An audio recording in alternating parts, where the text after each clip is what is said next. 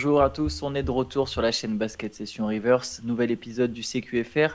Shai, je te propose qu'on commence avec le coup de chaud de la nuit, c'est celui de Max Strus. Max Strus qui a marqué 5 paniers à 3 points dans les 4 dernières minutes, 4 en l'espace de 67 secondes et qui a inscrit le game winner, le deuxième game winner le plus lointain ou buzzer beater le plus lointain de l'histoire de la NBA. 17 mètres du cercle au moment où Strus a donné la victoire à Cleveland contre les Mavs 121-119. C'est pas le coup de chaud de la saison, c'est le coup de chaud c'est pas le coup de chaud de la nuit, c'est le coup de chaud de la saison, carrément. Ouais. Parce que c'est totalement fou. Ils avaient 10 points de retard et il s'est mis à absolument tout rentrer. Et puis ce shoot à la fin, là, ça n'a aucun sens. Et ouais, le premier, et du coup, j'ai essayé de me rappeler ce que je voyais partout. C'est le deuxième plus lointain des game winners de l'histoire de la NBA depuis que c'est comptabilisé. Et le premier, c'est Devonte Graham, apparemment. Ouais. 61 pieds. Il n'y a pas si longtemps que ça. Oui, de toute façon, ouais, lui il a un peu disparu de la circulation, mais lors de sa bonne petite phase avec Charlotte, il avait mis un game winner de vraiment super loin. Mais là, c'est hier ou c'est cette nuit qu'on parlait de Max Strus, je me rappelle plus. Hein. Je me mélange toujours entre les Elite Session et les pods. On disait Oh, que. Ah si, je crois que c'était hier, c'était hier sur les joueurs sous-cotés. On disait que c'était pas que. Enfin, que le hit sortait des joueurs qui n'étaient pas si unidimensionnels qu'ils y ouais. paraissent. Et on avait cité Max Strus. Bon, là c'est sur le shoot qu'il a brillé, mais il n'y a pas que du shoot pour être capable de faire ça et d'avoir le cran de Ouais. prendre et de mettre ce shoot. Bon, Ah, en plus, c'est 21 points, il a quand même 4 rebonds, 4 passes, 2 voilà. blocs. Ouais. Si jamais, c'est vrai que c'est un joueur quand même qui est capable de défendre, de créer, de jouer avec ou sans le ballon. C'est un joueur intéressant. Et belle victoire de Cleveland, victoire importante dans la course Ouais. à la deuxième place à l'Est. Tu bats un adversaire en forme, il y a quand même 45 points, 9 rebonds, 14 passes de Luka Doncic, 30 points de Kyrie Irving. Donc tu joues contre une équipe ouais, qui est quand même plutôt intéressante à l'Ouest et d'aller chercher cette victoire alors dans ces conditions-là, Bah, c'est c'est important, c'est important, d'autant que Milwaukee commence à gagner des matchs. Ils ont l'air d'avoir trouvé une sorte de formule et des adversaires à leur portée depuis la fin du All-Star Game. Et oui, c'est important. Si Cleveland tient vraiment à la deuxième place, faut tenir un rythme qui est pas facile à tenir. Et battre des équipes comme Dallas, des soirs où Luka est à ce niveau-là, c'est forcément bien. PJ Washington aurait pu être le héros de la nuit avec son panier à 2 secondes de la fin sur une passe de Luka. Et bah, il y a eu ce miracle, de Max Truss, ouais. Max Strus. Allez, t'as commencé à parler de Milwaukee, on n'a qu'à aborder très Mhm. brièvement, c'est vraiment pas le match le plus intéressant, mais on peut y venir. Milwaukee a écrasé Charlotte 123-85. On sait que les Hornets sont pas la meilleure équipe de la ligue, c'est à l'inverse une des équipes les plus faibles, mais c'est une équipe qui marche plutôt bien en ce moment. Ouais, Et c'est un blowout. Surtout, ce que je retiens, c'est qu'encore une fois, les Bucks maintiennent leur adversaire largement sous les 100 points. Voilà, il y a 24 points d'Yanis, bon, il n'y a vraiment pas eu besoin de forcer son talent. 21 points de Boyd Portis, 23 points de Lillard, des victoires de quasiment 40 points. Et voilà, encore une fois, les Bucks sous Doc Rivers maintiennent un adversaire sous les 100 et comme tu l'as dit, commencent à trouver du rythme.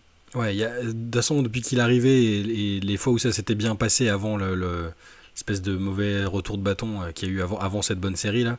Il y avait même Yanis en avait parlé, ils étaient contents du fait que ça insiste sur la défense parce qu'ils voulaient plus reprendre autant de points qu'ils en prenaient depuis le début de la saison. Et mais Charlotte, oui, alors oui, c'est un adversaire médiocre, mais c'est un adversaire qui était en forme et qui joue sérieusement avec ses nouvelles recrues, donc c'est pas si anodin que ça peut-être. Victoire la plus large de leur saison, plus 38. À confirmer, on le disait déjà hier ou avant-hier, il faut confirmer sur la durée, pas faire 2 matchs sous les 100 points puis en reprendre 135. Enfin, on cherche encore de la constance chez ces Bucks. Au scoring, là, ils l'ont trouvé. Bonne répartition entre Yanis, Lillard et Portis, tu l'as dit.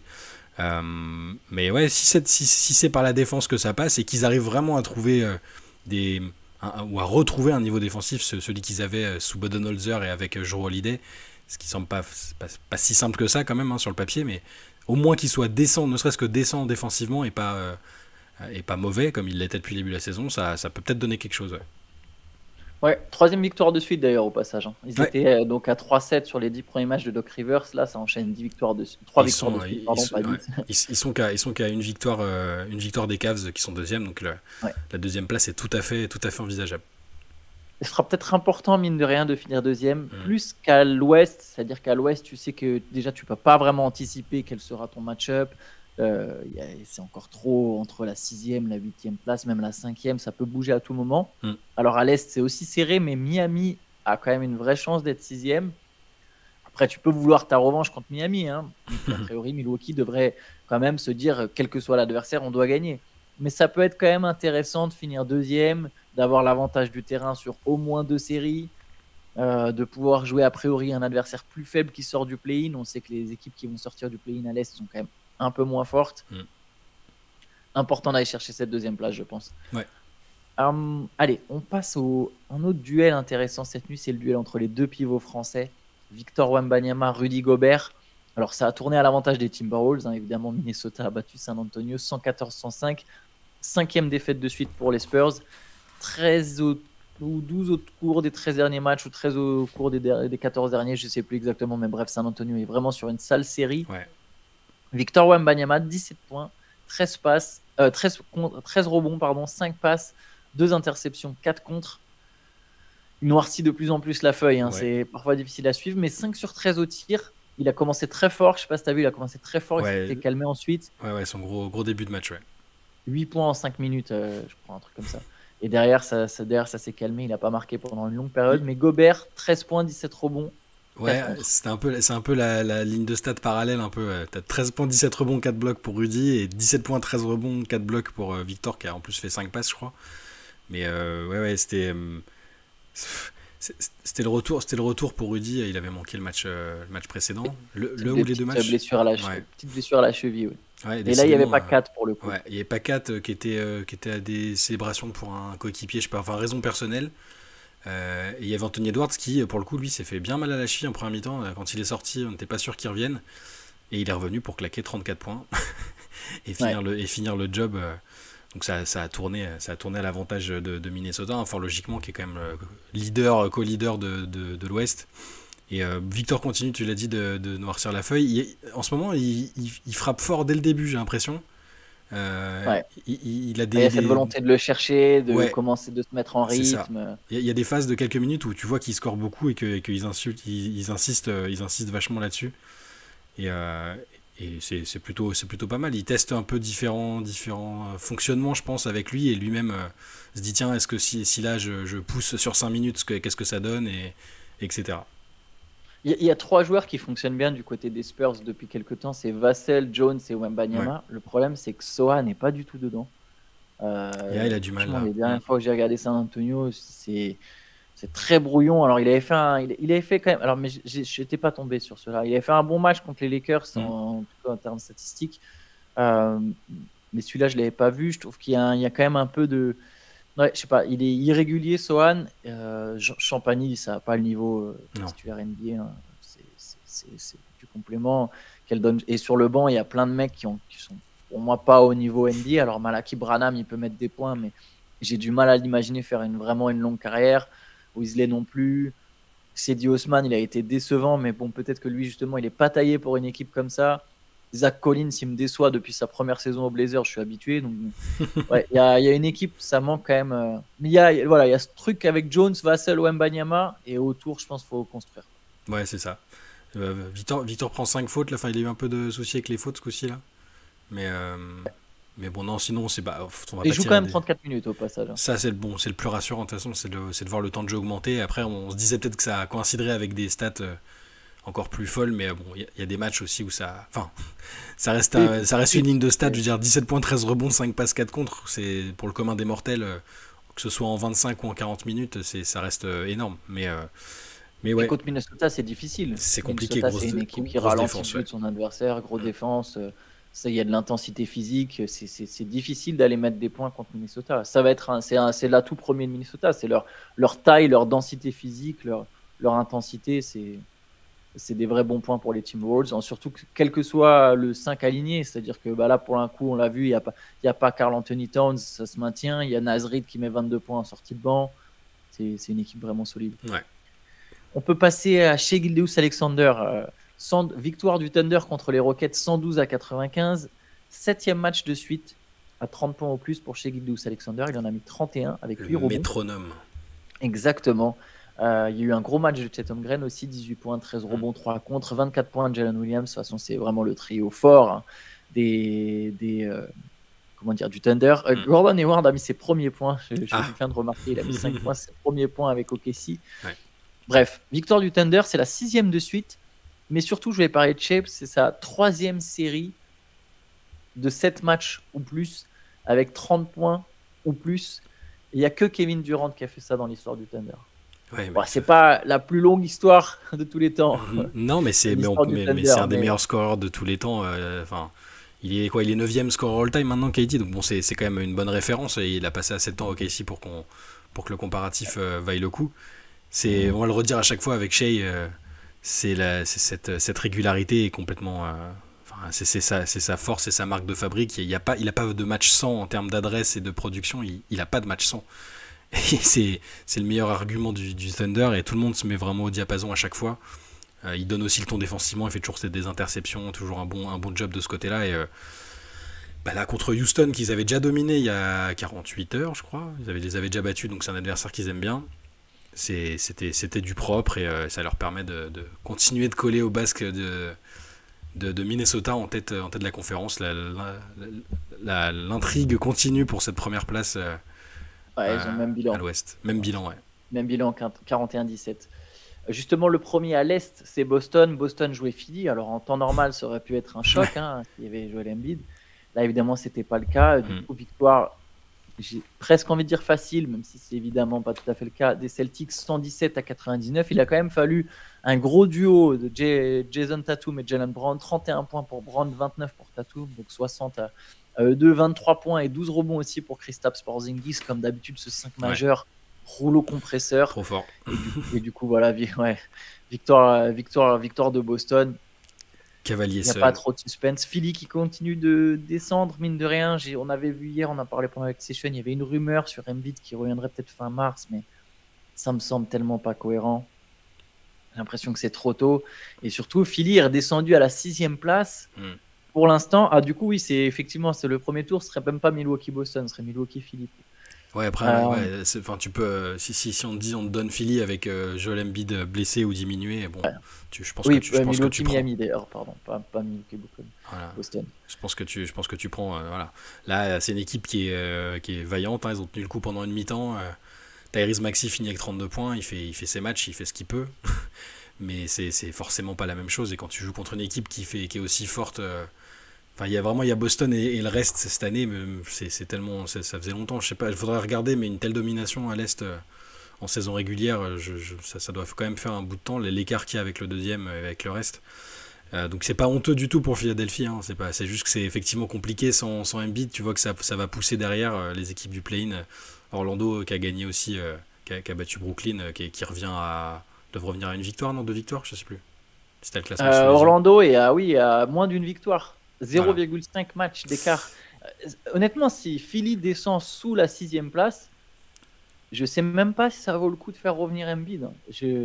Parce que sur un match, le faire venir sur un match, c'est compliqué. Est-ce que c'est un match où ils auront l'avantage du terrain s'ils descendent vraiment beaucoup pour le mais si le moment où il revient, c'est le pays, non, ça c'est sûr que ça vaut pas le coup. Mais même s'il revient 4-5 matchs avant la fin. Je sais pas, bon après tu me diras, et les années d'Embiid elles sont limitées, t'as pas non plus 10 ans devant toi et il faut que tu saisisses ces opportunités, mais c'est prendre un risque, c'est prendre un risque quand tu sais qu'un joueur blessé, tu le pousses un peu à revenir. Si les Sixers continuent de descendre, tu te diras, mais de toute façon, comment ils vont faire des équipes, on a vu l'an dernier le Heat, mais c'était un peu particulier, aller jusqu'en finale en étant 8e de conférence, mais c'est très très très très rare quand même. C'est pas des trucs qui arrivent souvent.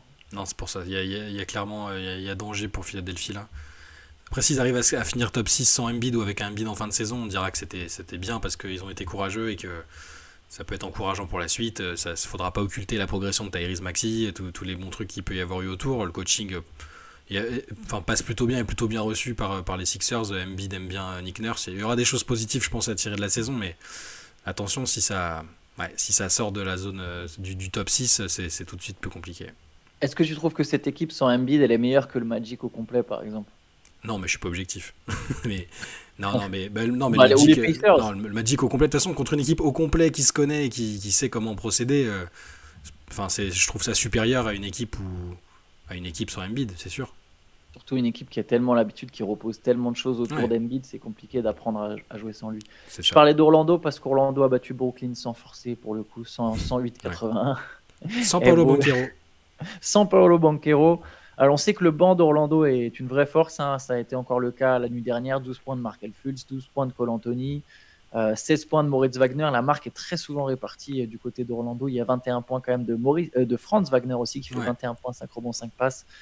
Voilà, le Magic, j'aime beaucoup moi cette équipe du Magic. Je suis comme toi, je vais pas être très objectif. C'est vraiment une de mes équipes préférées. Je me prends à rêver de top 6 et d'un premier tour direct, un retour en playoff. Ce serait vraiment sympa pour cette équipe. C'est très jouable.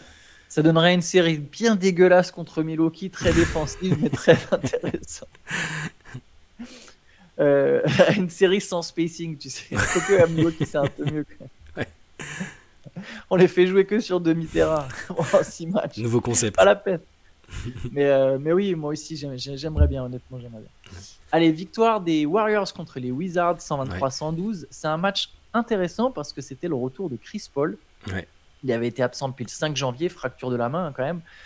Chris Paul qui est bien revenu, 9 points, 4 rebonds, 6 passes, 4 interceptions en 22 minutes. Il a tout de suite lui aussi contribué en revenant. Et surtout, ce qui était intéressant, c'était son association avec Klay Thompson. Klay Thompson a mis 25 points en sortie de banc.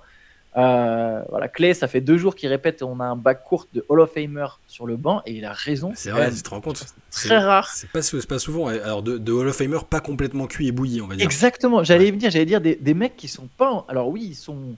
On a vu que Chris Paul il est sur la fin et Klay Thompson il est sur une forme de déclin. Lui-même reconnaît déjà qu'il va pas jouer sur ça jusqu'à 40 ans, donc on sait pas combien de saisons il reste. Mais il est pas cuit. Chris Paul, je trouve, est pas cuit non plus. Et ça en sortie de banc, mais ils vont détruire des bancs adverses. Il y a un moment, donc Klay Thompson il a eu un petit coup de chaud avec pas mal de passes qui viennent de Chris Paul. Lui, il a souligné le fait qu'il y en a au moins 2. J'en ai vu au moins 2 où il y a un 3 points de Klay Thompson. J'ai regardé les highlights. Il y a 2-3 points de Klay Thompson, c'est une passe de Chris Paul. Lui, il dit ouais, c'est bien parce qu'il te fait toujours la passe dans le bon timing, au bon endroit, au bon moment. Et pour un shooter comme Klay, Klay est pas le meilleur shooter de la ligue.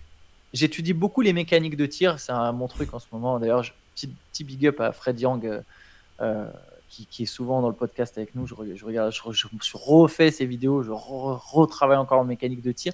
Et Klay Thompson a la mécanique de tir la plus pure de toute la ligue, plus que Stephen Curry. C'est impec. Et quand tu as un mec comme lui qui a une mécanique aussi pure, tu lui passes le ballon dans le bon timing, ça va faire des étincelles. Ça fait 25 points en sortie de banc, quoi. Mais surtout que c'est pratique pour des jours où, là Curry a eu beaucoup, en première mi-temps il a pas mis le moindre panier. Il a fini avec 18 points quand même, mais il a pas mis le moindre panier en première mi-temps. Ça ne lui était pas arrivé depuis 2012, donc ça fait une éternité. Et donc c'est bien quand si ton banc il est productif dans des cas où Curry tire un peu la langue ou est pas dans un bon soir. Klay Thompson en sortie de banc, quoi. Même si c'est le Klay à 70% de sa version de 2021 peut-être 2022 le titre des Warriors. Oui, 2022 pardon. Ouais. Même si c'est que pas sa meilleure version, ça reste quand même ultra appréciable. Et puis Curry n'aura pas des matchs comme ça tout le temps. Il était quand même plutôt sur une bonne phase. Donc juste le simple fait de dire t'as 2 Hall of Famer qui sortent du banc, déjà rien que ça c'est et qui n'ont pas 40 ans. Enfin, Chris Paul est âgé. Chris Paul est pas loin. Voilà, mais je fais partie des gens qui pensent qu'il peut encore apporter et même beaucoup apporter. Lâcher 10 passes en sortie de banc, déjà ça montre que t'es pas cuit et cramé. C'est pas le Chris Paul, le prime Chris Paul qui était incroyable et un des meilleurs meneurs de tous les temps, mais ça peut être très suffisant. Non, mais là déjà. dans ce rôle, il est fort en fait dans ce rôle. Chris Paul à 20 minutes, moins de pression, moins de charge physique sur ses épaules quand dans le 4e quart-temps il faut se mettre à tout créer. Non, ça c'est un Chris Paul dangereux, hein, vraiment. C'est quelque chose qui peut même se remettre à défendre. En fait, il peut se permettre de se dire là je vais défendre pendant 5 minutes parce que de toute façon je sais que je vais sortir. Là c'est pas pareil, si son rôle c'est 35 minutes, qu'il doit porter toutes les possessions, oui là il va pas défendre. Mais là Chris Paul il peut défendre, il peut faire des choses. Et les Warriors sont repassés devant les Lakers, ils sont 9e. Je pense qu'ils sont meilleurs que les Lakers sincèrement, je l'ai répété depuis le début. Et il y a encore un monde où ils peuvent finir dans le top 6, ça me semble très compliqué, mais il y a encore un monde où c'est jouable. Il y a 3 victoires d'écart. C'est pas impossible du tout. Et on continue. Pardon, vas-y. Je voulais juste que tu me lises la ligne de stats de mon gars Tyus Jones pour ce match. Voilà, c'est tout. Pourquoi personne n'est allé le chercher? Pourquoi personne n'est allé le sortir de ce... ce bourbier là. 14 points, 6 rebonds, 17 passes. Et il a plein de matchs à 13 passes ou plus cette saison. Tu veux les 6 derniers matchs de Tyus Jones? 14, ouais. 16 passes, 15 passes, 14 passes. Bon, 6 passes. Bof. Ouais, sur un match contre OKC où c'est un blow et il joue pas beaucoup. 11 passes, 17 passes. Alors j'ai pas son truc sous les yeux, mais j'imagine qu'il n'y a pas beaucoup de pertes de balles non plus parce que c'est un peu sa signature aussi. Pourquoi personne n'allait le chercher quoi? Faut que quelqu'un vite ne le laissez pas croupir à Washington. Un turnover. Ouais. Les Wizards ont sans doute demandé un premier tour de draft et les équipes n'ont pas osé, mais effectivement, genre les Nuggets, ils font une intersaison, ils vont chercher Tyus Jones et d'un coup leur meneur backup c'est Tyus Jones. Bon courage. Ouais. Atlanta a battu Utah. Atlanta, chaque victoire compte pour Atlanta qui est dans la course au play-in. D'ailleurs, vu que les Nets sont perdus, je m'inquiète pas pour les Hawks. Je pense que leur 10e place elle est validée. Oui. Mais du coup, ils ont écrasé le Jazz dans le Snyder Echo avec 22 points et 13 rebonds et 6 passes encore de Jalen Johnson. Lui, il n'aura pas le MIP, mais il sera pas loin. Lui aussi, il y a un vrai truc. Il sera dans le top 3. Ouais, je pense. Au moment où il révèle les 3 candidats. Quoique, ils le font plus, ça. Si, je pense qu'ils font le top 3 quand même. Des votes. Les votes vont être dévoilés de toute façon. Donc je pense on aura les 3 joueurs. Je pense qu'il y sera, ouais. Et t'as raison, il a encore fait un bon match. Après, Utah est un peu en roue libre, je trouve. Ouais. À juste titre, ils sont maintenant. Encore une fois, ils ont eu un coup de chaud qui les a d'un coup mis dans le play-in. Tout ça pour derrière ressombrer, quoi. Ouais. Et ils sont à 4 victoires de retard sur le play-in. Je pense que là, voilà, ils vont vraiment. On va plus les revoir faire de gros runs. Enfin, je dis ça, je me trompe peut-être. C'est des équipes toujours surprenantes, mais avec les trades qu'ils ont fait avant la deadline et tout, et le fait qu'il y a peu de chances de les voir aller en play-in. Enfin, remonter 4 victoires de retard, c'est compliqué. Donc voilà, en roue libre Steve Killian Hayes. Ouais, voilà, par exemple. Killian Hayes jouait les 2 derniers mois de la saison à la main. Voilà, ils n'ont quand même pas joué avec Colin Sexton. Colin Sexton, c'est un bon joueur. Il met 22 points, par exemple. Mais c'est un arrière dans le corps d'un meneur. Oui, c'est un scoreur. Killian Hayes, il est assez grand pour que tu fasses jouer les deux ensemble. Il défend bien. Prends Killian Hayes. Écoute-nous, Danny Ainge. Les Pelicans ont battu les Knicks. Les Knicks, encore une fois, pareil, New York, alors ils sont 4e, c'est l'ironie. Ils sont 4e, alors qu'ils sont vraiment dans une mauvaise période. Miami pourrait leur passer devant. Un premier tour New York-Miami, ça serait. Ça, je veux bien. Le feu, ce serait vraiment le feu. Donc les Knicks ont perdu contre les Pelicans. Alors il leur manquait plein de monde, même Bronson n'a pas joué. Les Knicks sont vraiment décimés. Même Hartenstein n'a pas joué. Enfin, la liste était. Il y a Miles McBride qui a joué 40 minutes. Ça vous dit. Et Sims, je me souviens plus. Jericho Sims. J'allais dire Jericho. Jericho Sims a joué 30 minutes. Enfin bref. Precious Chachouille à 40. Après c'est Tom Thibodeau, il fait pas beaucoup tourner. Mais d'ailleurs, Alec Burks a joué que 16 minutes, ce qui est étonnant pour un mec qui sont allés chercher. Il va avoir le droit au traitement Evan Fournier peut-être alors. Je t'aimais bien au début, tu scorais et puis. C'est dommage parce que pour le coup, Quentin Grimes il fait partie du deal de Bogdanovic, pas forcément de celui de Burks, mais bref. Mais les Pelicans, oui, c'était bon là les Knicks, ils ont beau être vaillants, tu joues sans Brunson, Randle, Anunoby, Hartenstein, enfin c'est pas possible. Donc ils ont. Pareil, ils ont tenu une mi-temps et après ça a accéléré chez les Pelicans. Trey Murphy, dont on parlait aussi dans les joueurs sous-cotés hier dans la late session. 26 points. Ouais. 26 points. Allez, on passe à un mini-événement. C'est la victoire des Pistons. Elle est méritée. Je suis content pour eux, honnêtement, qu'ils aient su se relever pour aller gagner. Ils ont battu les Bulls 105-95. En plus, ils ont gagné à l'extérieur. Du coup, si je dis pas de bêtises, ils sont plus derniers. Ils sont égalités avec Washington. Et ils sont plus derniers, ils sont égalités avec Washington, 9-49. Continue de penser qu'ils ne vont pas finir dernier. 26 points, 5 rebonds, 5 passes de Cade Cunningham à 9 sur 13 au tir. Il a été le patron sur ce match. Il y a eu un changement dans le 5 majeur d'ailleurs. Au passage, Isaiah Stewart est revenu. Monty Williams continue de faire cette association horrible entre Stewart et Duren. Mais bon, écoute, ça a fonctionné quand même. Ils ont gagné. Et voilà, victoire contre Chicago. Les Bulls, je comprends. Les Bulls, ils tapent les Pelicans au match d'avant et ils perdent à domicile contre Détroit juste après. Je comprends pas cette équipe. Faut pas comprendre. Faut pas chercher à comprendre les Bulls. C'est pas possible. C'est une équipe qui devrait être bien mieux classée que ça, mais bon, surtout à l'Est. Ouais. Mais voilà, mini événement pour Détroit qui gagne un match. Evan Fournier n'a joué que 6 minutes. Exactement. Et par contre, quand j'ai vu ce matin, je me suis demandé ouf, là, il gagne un match avec une rotation un peu différente. J'espère quand même qu'il jouera plus au match d'après. Je sais pas s'il y avait quelque chose en particulier, hein. J'ai pas vu. Est-ce que c'était. Mais effectivement, il a joué que 6 minutes. Après, c'est aussi c'est lié au retour de Stewart parce que du coup, Fontecchio sort du banc, Fontecchio prend les minutes sur l'aile. J'espère quand même qu'il n'y aura pas du did not play à nouveau pour Evan. Bah ouais, parce que c'était l'intérêt de la signature, où que ce soit d'ailleurs, c'était de pouvoir, c'est de pouvoir avoir du temps de jeu avant les JO. Et 6 minutes, c'est toujours mieux que 0 à New York. On va essayer d'être positif. Mais 6 minutes, c'est généralement la porte ouverte sur 0 le match d'après. Hein, mais... Ouais, c'est ça. Bon, on va essayer de pas s'alarmer, mais on va dire que c'est peut-être juste de circonstance. Il a pas mis ses paniers quand il a pas mis les tirs quand il a joué. Bon, ouais, on va pas s'alarmer. On va attendre un peu. On va attendre d'observer un petit peu. Yes. Allez, dernier match de la nuit, c'était celui entre Miami et Portland. Victoire de Miami contre Portland, 106-96. Le hit porté par Jimmy Butler, 22 points, 9 passes décisives, 19 points de Terry Rozier qui faisait son retour. C'est une bonne nouvelle ça pour Miami. 13 points de Bam Adebayo, 17 points de Duncan Robinson. Et voilà, Miami qui continue sa série. C'est la 5e ou 6e, 5e de suite. Et Miami qui est en course pour finir dans le top 4. Ouais. Finalement, ils se sont bien relevés. Hein. On était un peu inquiets pour un moment, mais ils se sont bien relevés. Là où l'adversaire était évidemment pas fantastique, mais ça avait mal démarré. Ils étaient à moins 13. Miami était à moins 13 après la fin du premier quart-temps. Et avec le retour des suspendus après la baston, donc Butler était dans les suspendus, et de Terry Rozier, on avait un peu flippé aussi pour son genou, mais au final, il est revenu relativement rapidement. Et voilà, ça fait. Donc, ça, 5 victoires de suite, et ils sont à 2 victoires du top 4, du coup, c'est ça. Ils sont pas si loin de New York. Donc c'est faisable comme tu l'as dit. Une et demie même. Une et demie, voilà. Et top 4 là pour le coup c'est un bon enjeu parce que tu as l'avantage du terrain au premier tour, c'est quand même important.